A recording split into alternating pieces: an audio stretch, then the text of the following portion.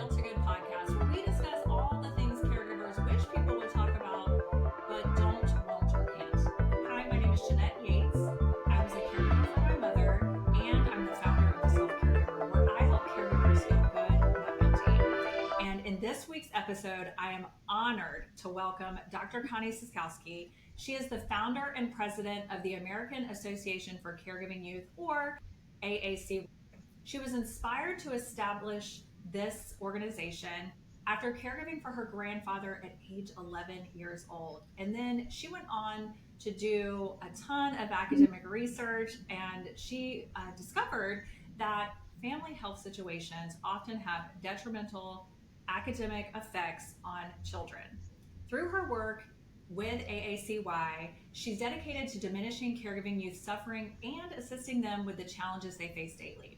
Her mission is for all caregiving youth to be acknowledged and respected, so no child has to drop out of school or life due to out-of-turn family caregiving responsibilities. Dr. Connie, Dr. Siskowski, well, thank you so much for joining me. Like I said, it is an honor to have you. And like I mentioned before we hit record, I feel like we're practically related because we were both childhood caregivers. So I think there's all caregivers feel a bond to each other, but I think especially those of us who went through it as children, it's a whole different ball game. So to get us started today, why don't you tell us a little bit about your caregiving journey with your grandfather and kind of a little bit of how that spark was ignited there for what you do now? Sure. So, yeah, my parents were divorced, and so we lived with my grandparents. My mom worked 2 jobs, and my grandfather and I always had a very special relationship. He would teach me to do stuff that I wouldn't have learned otherwise. And he worked until he was 84. He worked part-time. And then he retired, and because his health was declining. And as that was happening, and he needed more assistance, I was honored to step up to the plate and do whatever he needed while going to school and everything. But I think, as he got worse and I was in middle school, I wasn't prepared for some of what he needed, such as personal care. And it was at a time when there wasn't, a bunch of home health care companies, which we couldn't afford anyhow. And really no one else in my family was there to help out. And he was tall, small. He was over 6 feet tall. And even like helping with his mobility was hard. So, but I think, and it was at a time when trauma in children wasn't recognized. And I had moved into the living room to be closer. And so it was one morning at 2:00, I was getting up to giving him his medicine. And so I went over to his bedside, and I can still feel what his skin felt like. It was cool. And he was no longer breathing. And so that was hard because I never expected him to die. Right. He's going to get better. Of course, that's why I'm giving him this medicine. Right. But then also, here I am, getting ready to go to high school. And that person, that trusted adult that is so needed, was gone from my life. So I did go on to become a nurse and kind of all over the healthcare spectrum. And like you said in the introduction, it wasn't until I was getting my doctorate that I did really the first large group research in this country about family health situations and how middle and high school students are impacted. And, it's interesting that you did the research and that you found obviously what you kind of already knew, right? Is that the impacts are deep to those children caregivers, but I love that it spurred you to do the work. And I wonder if while you were this is something I often say when I'm talking about my caregiving experience. I often say I don't know that I was thinking of myself as a caregiver when I was a child. I just was thinking like I was being a good daughter, or in your case, I'm just being a good granddaughter and a good daughter because I'm helping my mom out because she's got to, And so I think that's pretty common, probably as well, at least initially, with children who are is it take on this role. They don't really do it. It's just kind of like, oh, I'm Yeah, I wasn't assigned. right. I just did it. But it's so interesting that you said that about my mother because I never thought about before we were talking that I was also helping her because it was like, I was the one who had the responsibility. And today, parentification in children includes caregiving, which it never did before. When I worked with to do my research with Palm Beach Atlantic University Mm-hmm. and the school district here in Palm Beach County, which is the 10th largest in our country. And so it was when I got a phone call, and I still remember it to this day, from the principal investigator as the results of the survey had come in. And he called me and said, Connie, the results of your section, which was a family health section on the survey, were the most profound of the whole survey. And the broader survey was asking children what helps them learn and what doesn't. Mm, And so, it was the school district and others were looking at, like, what's wrong with the schools? What's wrong with the teachers? They weren't thinking about what else is going on with the right. children.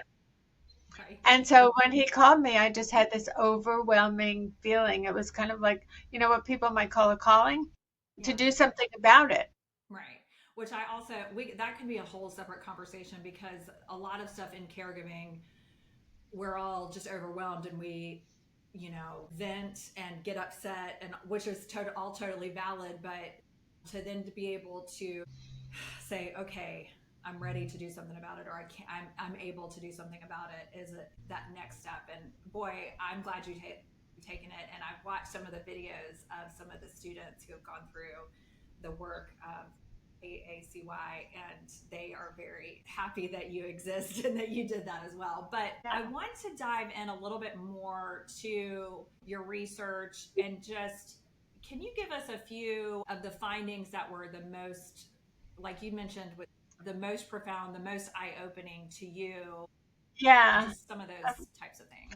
Sure, but first, if I may, I just want to go back when I saw the title, from guilt to good, Mm. and I just wanted to be sure to have the opportunity to share that still today, I think about, well, so I got up at 2 o'clock in the morning. What if I woke up at 1:30? Would he still be alive?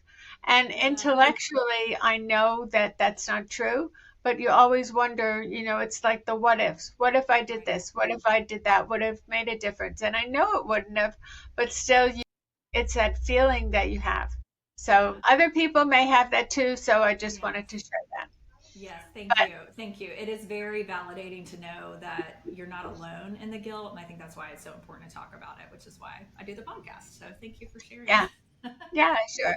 No, so going back to your question about the impact. So um, I think, and pertinent today is those findings showed that, and the survey went to more than 12,000 kids. So more than Wow. 4,000 of them, or one in three, were either missing school, not being able to complete their homework, having trouble focusing, or some combination. Mm. And I think, the missing school is really important because today schools get paid when kids go to school, public Mm. schools at least. And so, that's a factor because families first, and if somebody's sick, you need to stay there, especially if Mm. there's nobody else. And then the aspect of having trouble focusing, so, Jeanette, I don't know about you, but when I'm under stress, I mess up. It's really Right. hard to learn.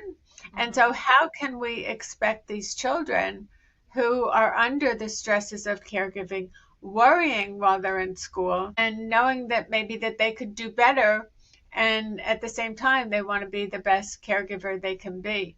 So, is it not incumbent upon us as a society to make sure that they're not alone and that they have those resources?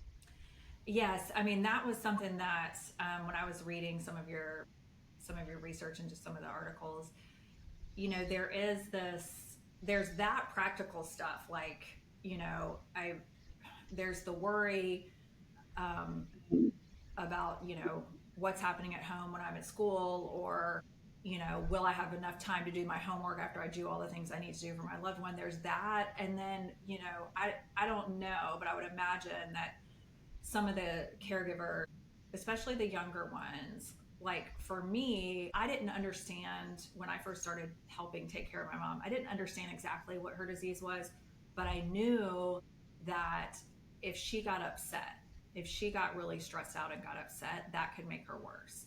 And so, in addition to not being able to focus and missing school sometimes because she needed me to be at home, I also was very, very worried that I would stress her out because I would make bad grades, and then, you know, I would get in trouble because I didn't have good grades, and that would be, a bad thing at the house, And so, like, I was constantly, there was a lot of that kind of worry going on too, where it's like, I don't want my behavior or my grades, or I got to make sure I don't get in trouble and I'm not late and I get, all this kind of stuff too. So that aspect of like protecting your parent because you know that they're overwhelmed already or they're ill or whatever, Mm-hmm. you don't want to share. It's like somebody says, "How are you doing?" "I'm okay." Yeah. It's like you have a mask on. And I always say Yeah. that during COVID, we had two masks. One, the real mask to prevent illness, and the other is an invisible mask that because it's hard to share your feelings, especially if your peers may not understand. And without your teachers and those in your adults in your life who don't really know what you're doing. And today it's further compounded by family fear as well as the economy because Right. people don't, if others knew what the children were doing, the child would be taken from them. And then also with some of the immigration issues, and that blocks families from getting some of the resources that are available and that they need and deserve.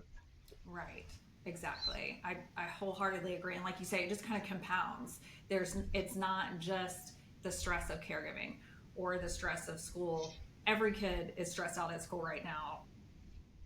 Yeah. Just, I mean, that's a whole other topic. But in addition to that, having the weight of caregiving, and whether you're this sole caregiver or you're helping out another loved one in your home be the caregiver, these children are still bearing that responsibility.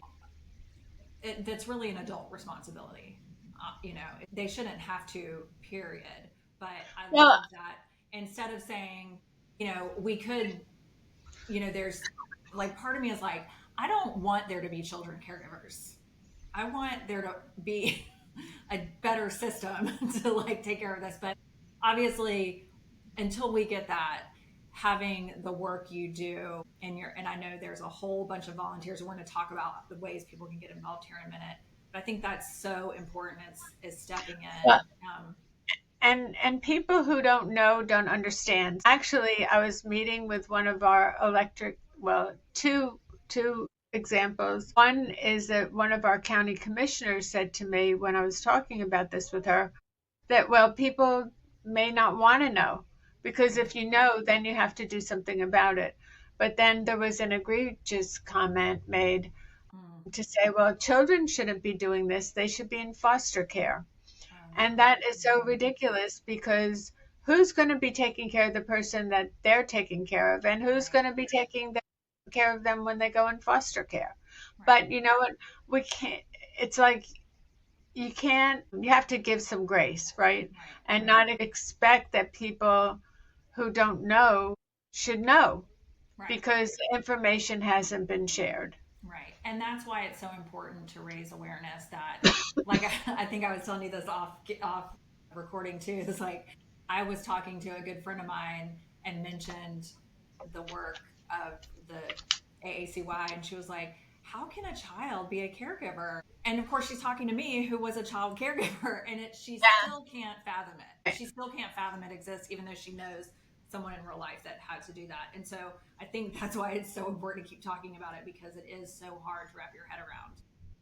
Well, and you don't realize, like, you may see somebody, a child pushing somebody in a wheelchair, and you think, "Oh, isn't that sweet? It's so That's so cute. nice that they're helping." But you don't think about what happens when they get home. Yeah. And one of the boys said to me one time, "Well, Dr. Connie, what would our country do if there weren't caregiving youth? Who would be providing the care? Our healthcare system doesn't allow that, and right now the labor force in Hmm. healthcare has diminished, Right. and so there's not enough of a labor force. And so I see people in some states are trying to train um, caregive teenagers to be caregivers. Um, and does that make you happy, or does that make you like? How do you feel about that? That states are the solution is let's train. I don't think that that's a solution. However, since caregiving is not going to go away, if it helps prepare them for maybe a role that they have in later life, Right. that could make a difference. And I'm also not familiar with what tasks that they're really teaching. One of the boys recently told me that he cared for two people, his uncle and his grandmother. And his uncle had diabetes, but his mom was a nurse. And so she was able to teach him how to give an injection. And several years ago, we did focus groups with the kids who were giving medications and some of the challenges that they were going through. And one of the things I remember too, from a public health perspective, Mm-hmm. was we said, "Well, what do you do with a syringe?" "Well, I wrap it in a paper towel and put it in the garbage." And so then, Yeah. could that not also be, a public health issue that Right. hasn't been addressed? Right. So the training also needs to be thorough and well rounded. Yeah. But yeah, that's interesting. I also, one of the things that I noticed by looking at your website, and I want you to get a little bit more into specifically the day to day work of AACY. But in addition, I know that it focuses mostly on like academic, or helping make sure that they're not struggling as much academically. But what other issues have you noticed when working with young caregivers, and also that you've started to address as part of your programs? Yeah, absolutely. From the very beginning, our family, what we call our family specialists, are social workers, and they're assigned to different schools. So right now we're in 44 schools, and that they have a school assignment. So in addition to providing support at school and academically, as you said, an important aspect is doing a home visit, because often we can find that this is all about reducing the stress, right? So kids can learn. And if the family is going through a stressful situation, for instance, they've had their roof repaired that was leaking, but it wasn't repaired properly, and so it's still leaking, and they didn't have a way to have that fixed. Right. So, by helping with those kinds of things, with home repairs and other things, even critter control, it has a ripple effect on the child. Mm-hmm. Plus, the family can feel cared about. Mm-hmm. It's not just about, well, the child is our primary focus. It's really family focused care. And Mm-hmm. then we also do fun activities, because it's just like you said, you have a bond with me, we have a bond with each other because we were both child caregivers. But then these kids get to meet kids in their own school with our activities that are inclusive of kids from other schools. They say, "Hey, I'm really not all alone," Right. Yeah. and that it's more pervasive than they even thought was possible.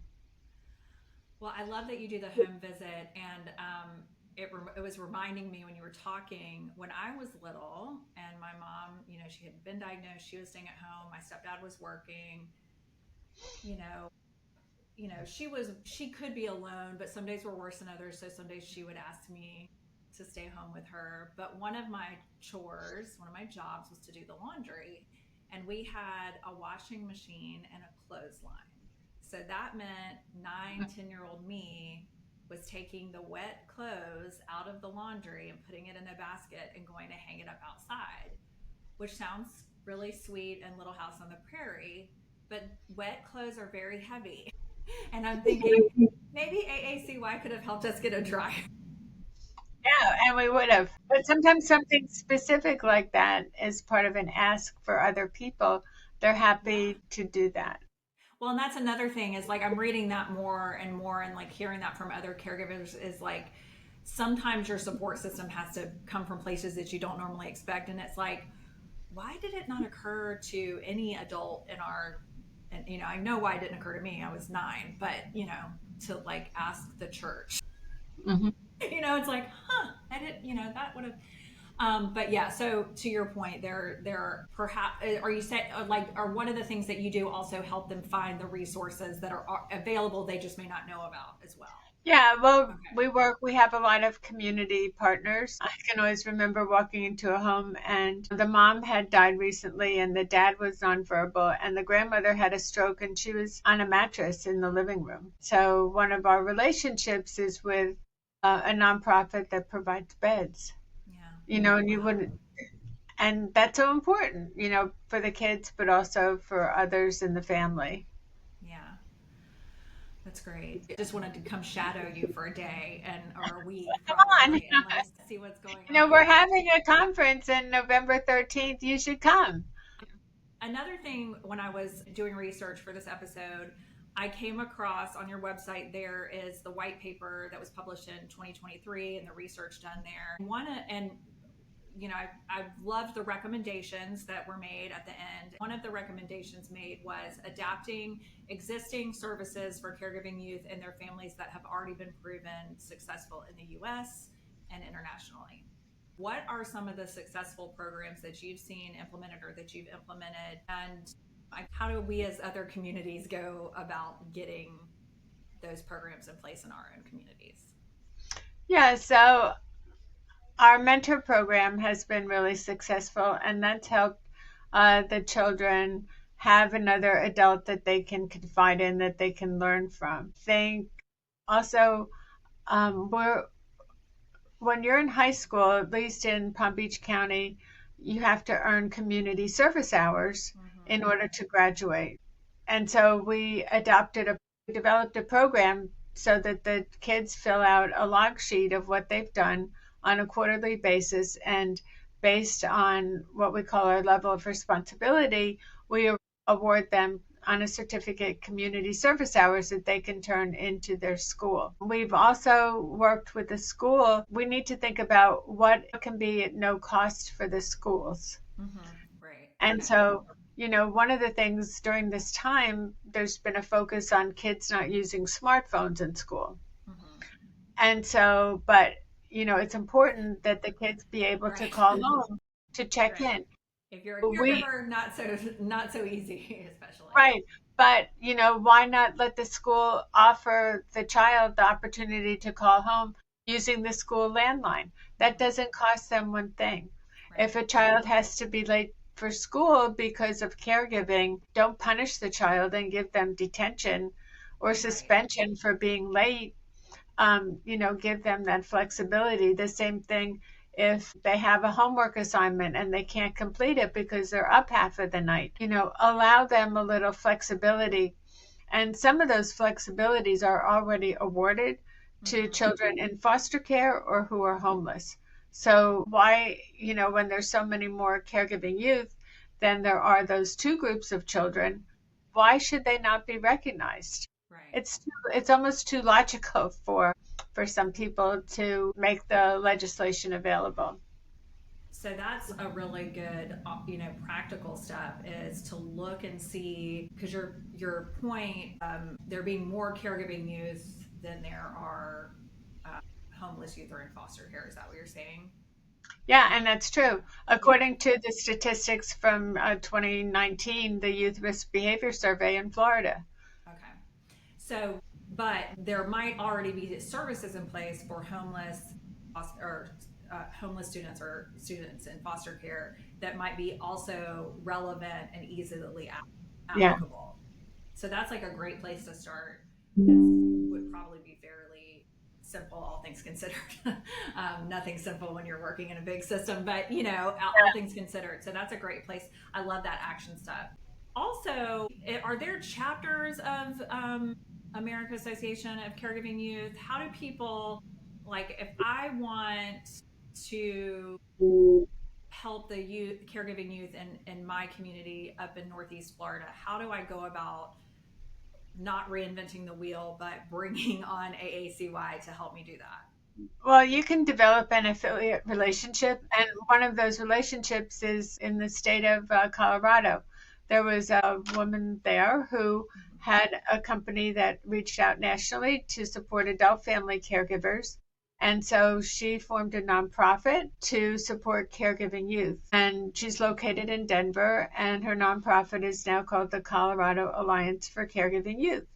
And so we've worked with her to give her the tools that they need to model this. But, and we have other states and we're working with people in many other states. But one of the challenges is that without government support, there's not the funding available. So some people might have startup funding, but then if that funding goes away, then they don't have the resources to So continue. advocacy and fundraising are very important Yeah. to getting. And if a company already supports adult family caregivers, is it really that hard to include the children? I Right. know years ago I was in an adult caregiver support group, and one of the women told another woman, "Well, you're lucky that there's a child in your home to help you. I don't have that. I'm all by myself." Yeah, I have so many, and this is part of my own trauma, right, of being a caregiving youth, is there was this a little bit of like a hero worship going on, which I think all caregivers get a little bit of that. But even as a child, it was like, you're such a good child. You take such good care of your mom. And I struggle with that to this day because I started to develop kind of the identity of like that's what I was and that's all I was. And so sometimes I worry about, the inner child of these children caregivers and what's happening to them and how it's going to um, show up in like 20 years, Yeah, well, 15 years. and that's another reason to support these children now, and if they're in a situation of trauma, to be able to address it. Because since it wasn't addressed for me, I had issues during my adult life, Mm-hmm. particularly in relationships with men, until I was in counseling when I moved to Florida, which was in 1990. And it was pointed out to me that a lot of this went back to my, what I experienced as a child. Yeah. So supporting caregiving youth today is for today, but also for tomorrow. And the impact is on society too, because if you can support them academically and they can succeed in school, then their taxable income is higher. So there's less disease, less crime, less teen pregnancy, and less ultimate system dependency. Yes. And part of what we do is also expose the children to other potential careers so that they're not locked into thinking that, this is the only thing in life. Yeah, and they're going to go on and be a CNA, a nurse, a doctor. They Yeah. can do other things. That's so important. Well, speaking of supporting, I want to make sure that we give our listeners and viewers all the ways they can get involved. Of course, I'm going to share all the links in the show notes as well. But how can we help AACY? How can we help those? How can we help those children caregivers? Well, right now, one of our greatest needs for help is with funding because donations are down with the impact on the economy, Mm-hmm. as is fundraising events. People just don't have that as much disposable income. And because there's not the understanding by legislators of this subject as much as we've tried, we were in the budget, but then it didn't continue. And so we didn't get government money, and certainly the Department of Education federally, is not in a position to give us funding at this point. So that's a big need. But also in kind donations, volunteer help. We're getting ready to have a holiday party for our kids. We have so far We have 77 turkeys donated, frozen turkeys that we'll be delivering for Thanksgiving. So there's lots of ways that even in-kind donations can help, or volunteering, helping spread the word on social media. Because how are people going to understand if they don't have that exposure to the children and hear their stories? Yeah, so that is all really good things. That's very exciting. I love that you have things planned for them coming up in these fun times of the year, and hopefully they'll get to enjoy some of that and just be allowed to be a kid for a little bit of time. Is there anything else you'd like to share or say to our listeners before we sign off for today? Well, I always remember what one of the boys said to me one time, and that was that, Dr. Connie, no one tells me thank you. So I would just like to ask, your listeners, your followers, that if you are aware of a caregiving youth somewhere, just tell them thank you. Yes, I think that's such good advice. And I'm going to go out, I'm going to make that my November challenge to myself and to all of you listening. So thank you, Dr. Connie. I appreciate your time. This has indeed been an honor.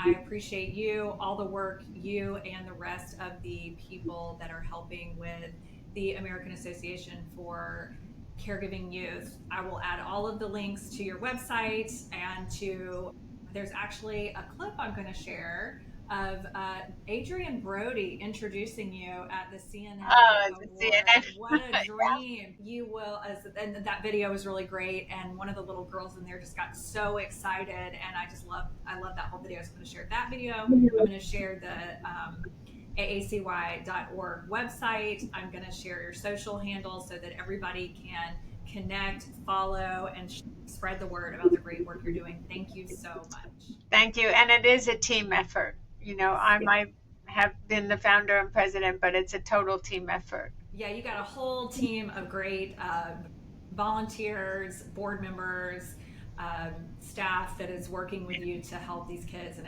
it's just amazing to see. So thank you, and thank you, listeners, for joining me today on the Broken City podcast. Access additional resources. Check out AACY to support our show and check out the show below. We are changing around caregiving one episode at a time. Remember, you can be a good caregiver and still have a life outside of caregiving.